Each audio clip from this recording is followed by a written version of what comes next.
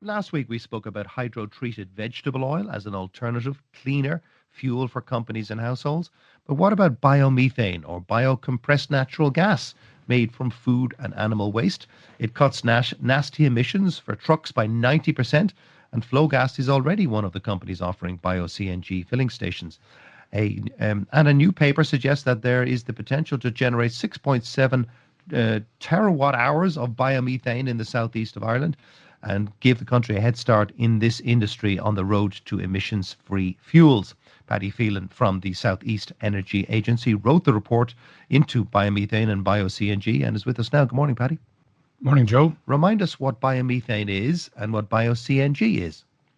So biomethane is a renewable gas that is produced from residues in an anaerobic chemical reaction.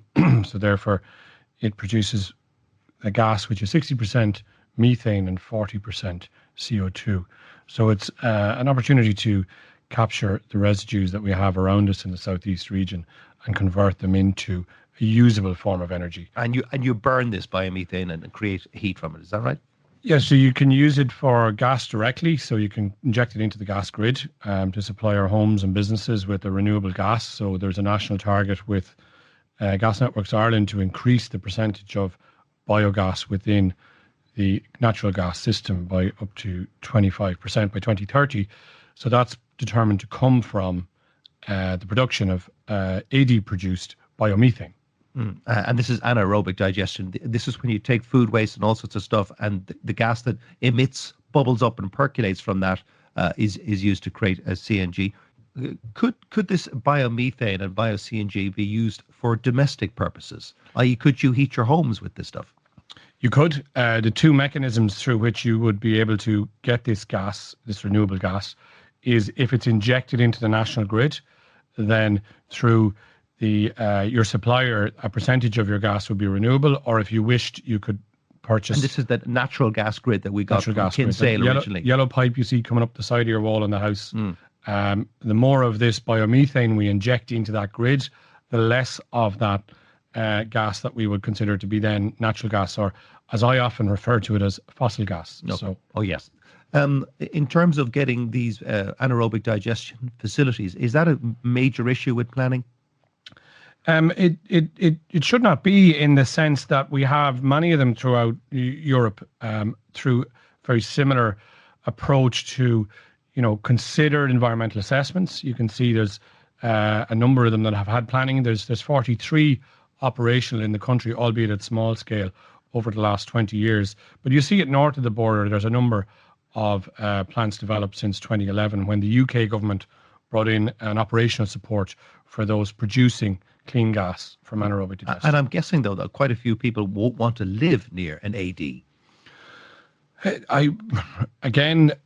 a bit like wind, it's a bit like solar. We have to adopt these renewable energy forms.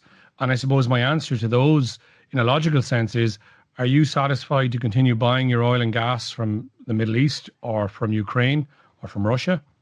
And if so, fine, but then you're making no contribution to Ireland decarbonising its energy system. And therefore, if you take every euro that you spend on your litre of oil to heat your home or diesel to run your truck, if you take that euro and you consider that money in broad sense is leaving the country and going to another economy, whether it's the Middle East or Russia, or wherever your fuel is coming from.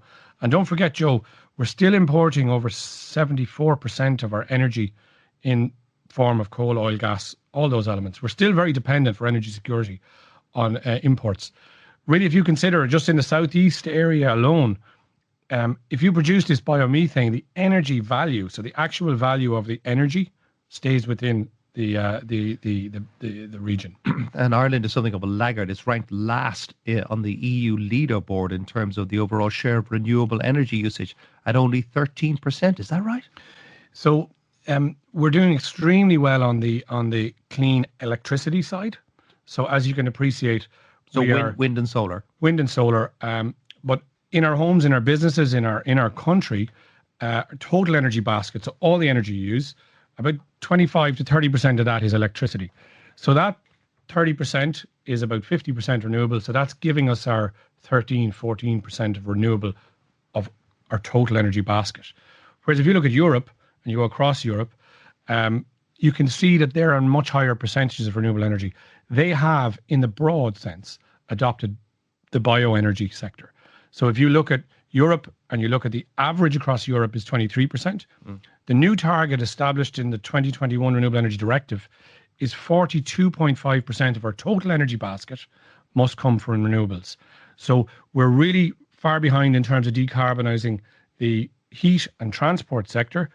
And I suppose in the southeast region, we've identified, and I forecast that by 2030, we need to continue to electrify cars, need to continue to electrify heat where feasible with heat pumps, and take our electricity basket to about 50 or 60%.